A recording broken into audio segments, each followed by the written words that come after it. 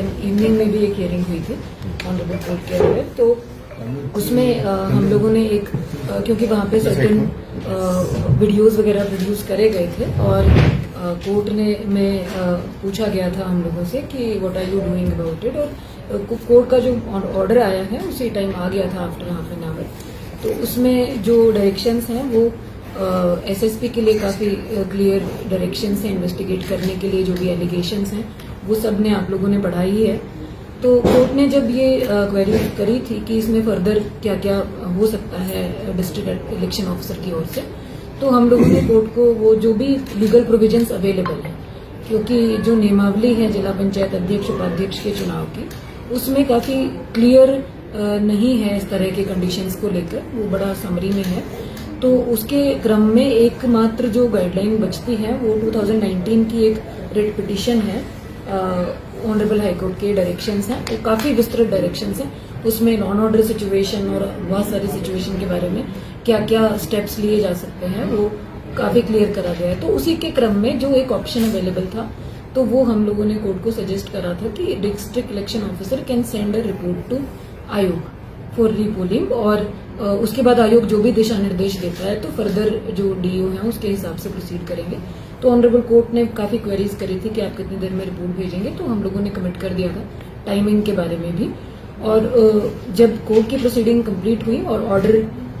आया वहां से, तो ऑर्डर में स्पेसिफिक निर्वाचन प्रक्रिया को लेकर कोई डायरेक्शंस नहीं थे जो ऑर्डर आया था ऑनरेबल कोर्ट का। स्टिल बिकॉज हम लोग कोर्ट में प्रेजेंट थे और मौखिक रूप से काफ़ी सारी चर्चाएं वहां पर हुई थी, तो उसके बाद एक डिसीजन लिया गया कि ये जो भी पूरा एलिगेशंस हैं, वीडियोस हैं और जो भी एविडेंसेस जो रखे गए हैं ऑनरेबल कोर्ट के सामने, जिन पर जो ऑनरेबल कोर्ट है उन्होंने चिंता भी व्यक्त करी है, तो हम लोग उसके बारे में एसएसपी से एक रिपोर्ट लें। तो हमने एसएसपी को एक पत्र भेजा था एडमिनिस्ट्रेशन की तरफ से कि इसके बारे में एक कोई रिपोर्ट दे दी जाए। तो काफ़ी जो देर होने के बाद भी कोई कंक्लूसिव रिपोर्ट नहीं आ पाई कि इसमें अभी इन्वेस्टिगेशन में क्या क्या हुआ है और क्या कह सकते हैं सर्टेन तरीके से कि ये क्या है। अभी वो इन्वेस्टिगेशन चल रही है और काफ़ी लेट एक रिपोर्ट मुझे एसएसपी की प्राप्त हुई थी, जिसमें उन्होंने अभी तक क्या स्टेप्स उठाए हैं उसके बारे में विस्तार से बताया है। जैसे एफआईआर वगैरह दर्ज करी है, कुछ लोगों की अरेस्टिंग करी है, लेकिन ये जो वीडियोज प्रोड्यूस करे गए और ये जो पूरा घटनाक्रम हुआ, इसके बाद ये किडनैपिंग का पॉसिबिलिटी था या कोई और अन्य चीज थी, इसके बारे में कोई भी जो कंक्लूसिव रिपोर्ट है वो नहीं दी गई थी। फिर भी हमने आयोग को एक सारा तथ्य लिखते हुए और कोर्ट की जो प्रोसीडिंग्स है उसको लिखते हुए आयोग को एक पत्र भेजा था यहाँ से, जिसमें हमने आयोग से 2 बिंदुओं पर दिशा निर्देश मांगे थे कि क्या हम whether to proceed further as per the procedure prescribed in guidelines और गो फॉर रिपोर्ट। तो दोनों में से जो भी है वो सारी चीजें लिखते हुए हमको दिशा निर्देश दे दें। तो उस वक्त आयोग का एक हमको प्राइमरी रिस्पांस प्राप्त हुआ था, जिसमें शायद कुछ कंफ्यूजन्स थे क्योंकि ये सारा घटनाक्रम बड़ी जल्दी हुआ है और आयोग को का जो लॉयर था वो भी शायद कोर्ट में उस वक्त प्रेजेंट नहीं था, तो उनको केस के बारे में बहुत शायद डिटेल नहीं पता थी। तो आयोग का ये अजम्पशन था कि आयोग इसमें पार्टी नहीं है, तो उन्होंने कुछ हमको भेजा था इंस्ट्रक्शन, जिसमें फिर उनको स्थिति स्पष्ट करी गई थी आयोग को कि ऑनरेबल जो कमीशन है इलेक्शन कमीशन वो इस पिटीशन में पार्टी है और ये जो डायरेक्शंस हैं 2019 के रिट पिटीशन के, इसमें डिस्ट्रिक्ट इलेक्शन ऑफिसर को राइट ना होकर रिपोर्ट के संबंध में जो राइट है या किसी भी प्रकार का फर्दर डिसीजन लेने के संबंध में जो राइट है पोल के संबंध में वो आयोग को है और आयोग डीओ की रिपोर्ट पर निर्णय ले सकता है। तो आयोग ने हमको फिर एक कम्युनिकेशन दोबारा भेजा था, जिसमें उन्होंने हमें डायरेक्शंस दिए थे कि जो जिला पंचायत अध्यक्ष और उपाध्यक्ष नियमावली है उसके अंतर्गत जो जिला निर्वाचन अधिकारी के अधिकार हैं आप उसके तहत जिला निर्वाचन अधिकारी हैं आप उसके तहत प्रोसीड कर सकते हैं, और क्योंकि कोर्ट ने इसमें किसी भी प्रकार के प्रतिबंध नहीं लगाए हैं मतदान प्रक्रिया पर, तो आप एज पर नियमावली डिसीजन ले सकते हैं।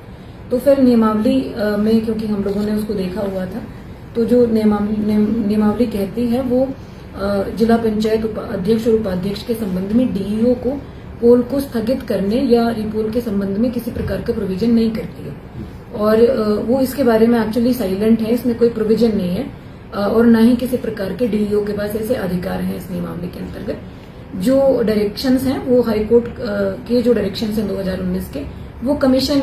को कुछ अधिकार देते हैं। तो फिर हम लोगों ने ये डिसीजन लिया, हमने कमीशन को इसके बारे में अवगत भी करवाया और हमने एक ऑर्डर यहाँ पे पारित किया, ये डिसीजन लिया क्योंकि सुबह से 9 बजे से पूरा का पूरा पोलिंग स्टाफ जो है वो रात के 12 बजे तक वहीं पर बैठा हुआ था और जो वीडियोग्राफी है वो पूरी प्रक्रिया की हुई थी। सीसीटीवी भी अंदर था, फोर्स लगी हुई थी, इलेक्शन कमीशन के जो ऑब्जर्वर हैं वो भी अंदर बैठे हुए थे। तो इनसाइड द पोलिंग स्टेशन कोई घटना भी नहीं हुई और इनसाइड द पोलिंग स्टेशन किसी प्रकार का कोई व्यवधान भी उत्पन्न नहीं हुआ। तो हम लोगों ने ये डिसीजन लिया कि वी कैन, बिकॉज नियमावली मतदान की समाप्ति के बाद सीधे मतगणना का जिक्र करती है, बीच में किसी प्रकार का और प्रोविजन नहीं करती है। तो हमने ये डिसीजन लिया कि हम नियमावली के अनुसार, क्योंकि आयोग ने हमें प्रोसीड करने के लिए कहा है, तो हम इसको ओपन करेंगे सील को और इसकी प्रॉपर वीडियोग्राफी कराएंगे। इसमें जो वोट्स हैं उनको हम काउंट करेंगे और आयोग के जो प्रिस्क्राइब्ड फॉर्मेट्स हैं उन पर हम एक प्रोविजनल रिजल्ट, अनंतिम परिणाम को तैयार करके और उसको जो भी उसमें गाइडलाइंस हैं कि कैंडिडेट्स और उनके जो एजेंट हैं उनकी उपस्थिति में आप जो है ये अधिकृत एजेंट की उपस्थिति में आप ये सारी प्रक्रिया करेंगे, वीडियोग्राफी करेंगे और ऑब्जर्वर की उपस्थिति में ये सारी प्रोसेस करेंगे। ये डिटेल डायरेक्शंस एआरओ को हम लोगों ने इश्यू करे कमीशन की गाइडलाइंस के क्रम में और उसमें फर्दर एक हम लोगों ने ऐड किया क्लॉज, क्योंकि अभी एसएसपी से इस घटनाक्रम के बारे में कोई कंक्लूसिव रिपोर्ट प्राप्त नहीं है। तो हम ये नहीं कह सकते कि ये किडनैपिंग का केस है। जब ये रिपोर्ट आ जाएगी जांच की तभी हम इसके बारे में सर्टेन कुछ कह पाएंगे। तो इसलिए हमने उसमें ये जोड़ा ताकि ये जो रिजल्ट है ये किसी भी दोनों पक्षों में से किसी के भी हित को प्रभावित ना करे, इसलिए उसको डिक्लेयर नहीं किया गया ऑफिशियली। उस पूरी प्रोसेस को कंप्लीट करके आयोग के दिशा निर्देश के अनुसार उसे सील करा गया और सील करके उसको ट्रेजरी के जो डबल लॉक है उसमें रखवाया गया है। उसकी पूरी प्रक्रिया की विधिवत वीडियोग्राफी हुई है। जो लोग कुछ पक्ष, एक पक्ष के जो एजेंट्स हैं वहां पर आए थे तो उन्होंने हस्ताक्षर भी किए, उनको दिखाया भी गया है और एक एक मतपत्र को प्रॉपर रिकॉर्ड किया गया है वीडियो के अंदर कि उसमें क्या है और क्या नहीं है। और बाकी पूरे डिक्लेरेशंस करके हम लोगों ने ये सील करके अभी रिजल्ट, अनंतिम जो रिजल्ट है उसको रखा है। आयोग को भी इसको सीलबंद लिफाफे में भेज दिया गया है और ट्रेजरी में इसमें एक कॉपी रखी गई है जो 18 तारीख को जो माननीय न्यायालय की जो हियरिंग है इस पर्टिकुलर केस में, तो ये सारी जो फैक्ट्स हैं और जो रिपोर्ट्स हैं और गाइडलाइंस हैं इसके क्रम में हमने जो निर्णय लिए और क्या इसमें फाइनली रिजल्ट रहा वो हम आयोग को एडमिनिस्ट्रेशन की तरफ से ऑनरेबल कोर्ट को सबमिट करेंगे 18 तारीख को। और उसी दिन ऑनरेबल कोर्ट ने एसएसपी को भी लॉ एंड ऑर्डर सिचुएशन और किडनैपिंग केस और अन्य चीजों के बारे में एक रिपोर्ट देने के लिए कहा है, तो उस दिन उनकी भी रिपोर्ट जाएगी। तो फर्दर जो भी निर्णय होगा ये दोनों चीजों को देखते हुए ऑनरेबल कोर्ट की जो हियरिंग है उसके बाद ही लिया जाएगा। इसमें अभी ऑफिशियली रिजल्ट भी डिक्लेयर नहीं करा गया है, ना ही किसी पक्ष को इसमें कोई प्रमाण पत्र जारी करे गए हैं। हमारी तरफ से इसको कहीं शेयर नहीं किया गया है। Only the candidate and the authorised agent जो आयोग की गाइडलाइंस के अनुसार परमिटेड हैं at the time of counting, तो उनके हस्ताक्षर लिए गए हैं। उनको भी ये समझाया गया है कि ये ऑफिशियल रिजल्ट नहीं है, इसको डिक्लेयर नहीं करा जा रहा है और इसको हम सीलबंद रख रहे हैं। ऑनरेबल कोर्ट के जो भी फर्दर डायरेक्शंस होंगे उसके अनुसार आगे की प्रोसीडिंग्स करी जाएंगी।